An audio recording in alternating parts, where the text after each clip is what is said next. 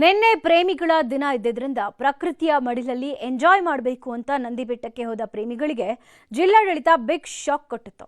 ಅಲ್ಲಿಂದ ವಾಪಸ್ ಆದವರು ಬೇರೊಂದು ತಾಣದತ್ತ ದೌಡಾಯಿಸಿ ಫುಲ್ ಜಾಲಿ ಮಾಡಿದ್ದಾರೆ. ಎಲ್ಲಿಗೆ ಅಂತೀರಾ? ಈ ಸ್ಟೋರಿ ನೋಡಿ.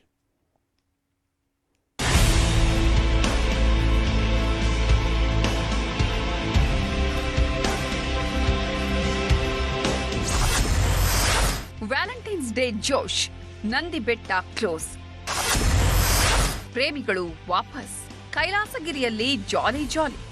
ಫೆಬ್ರವರಿ ಬಂತಂದ್ರೆ ಪ್ರೇಮಿಗಳ ಪಾಲಿಗೆ ವಿಶೇಷ ತಿಂಗಳು.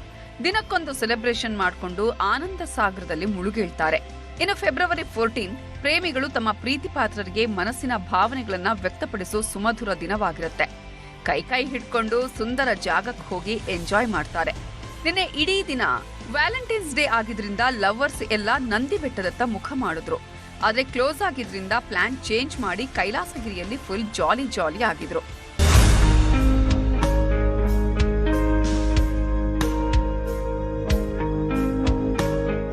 ಪ್ರೇಮಿಗಳ ಹಾಟ್ಸ್ಪಾಟ್ ಅಂದ್ರೆ ನಂದಿ ಬೆಟ್ಟ ಅಂದ್ರೆ ತಪ್ಪಾಗಲ್ಲ.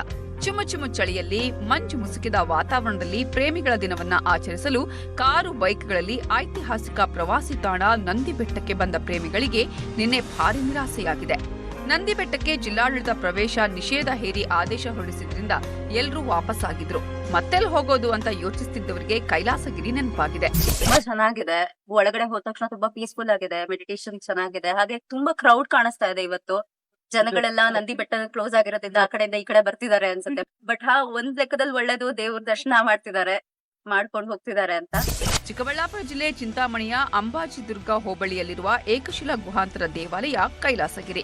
ನಿನ್ನೆ ಪ್ರೇಮಿಗಳ ದಿನ ಆಗಿದ್ರಿಂದ ಪ್ರೇಮಿಗಳ ದಂಡೆ ಹರಿದು ಬಂದಿತ್ತು. ತಮ್ಮ ಪಾರ್ಟ್ನರ್ಗಳ ಜೊತೆ ಬಂದು ಲವರ್ಸ್ ಸಖತ್ ಸೆಲ್ಫಿ ಕ್ಲಿಕ್ಕಿಸಿಕೊಂಡು ದೇವರ ದರ್ಶನ ಪಡೆದು ಸಖತ್ ಎಂಜಾಯ್ ಮಾಡಿದ್ದಾರೆ. ಒಂದ್ ಕಡೆ ಕೈಲಾಸಗಿರಿಯಲ್ಲಿ ಪ್ರೇಮಿಗಳು ತುಂಬಿ ತುಳುಕ್ತಿದ್ರೆ, ಮತ್ತೊಂದ್ ಕಡೆ ಅಲ್ಲಿನ ಪ್ರಕೃತಿ ಸೌಂದರ್ಯಕ್ಕೆ ಮನಸೋತಿದ್ದಾರೆ. ತುಂಬಾ ಕೂಲ್ ಇದೆ, ಟೆಂಪಲ್ ಚೆನ್ನಾಗಿದೆ, ಕೇವ್ ತರ ಫೀಲ್ ಬಂದಿರೋದು. ಫಸ್ಟ್ ಟೈಮ್ಗೆ ಫ್ಯಾಮಿಲಿతో ಬರೋಕೆ ಚೆನ್ನಾಗಿದೆ. ಅಂದ್ರೆ ನಾವು ಸ್ವಲ್ಪ ಡಿವೋಷನಲ್ ಅಂತ ಹೇಳ್ಬೋದು ನಮ್ಮ ಮನೆಯಲ್ಲಿ. ಸೊ ಅದಕ್ಕೋಸ್ಕರನೇ ಟೆಂಪಲ್ ಡಿಸೈನ್ ಮಾಡ್ಕೊಂಡು ಇಲ್ಲಿ ಬಂದಿರೋದು. ಫಸ್ಟ್ ಟೈಮ್ ಅದು ಆನಿವರ್ಸರಿಗೆ ಟೆಂಪಲ್ ಹೋಗೋಣ ಅಂತ.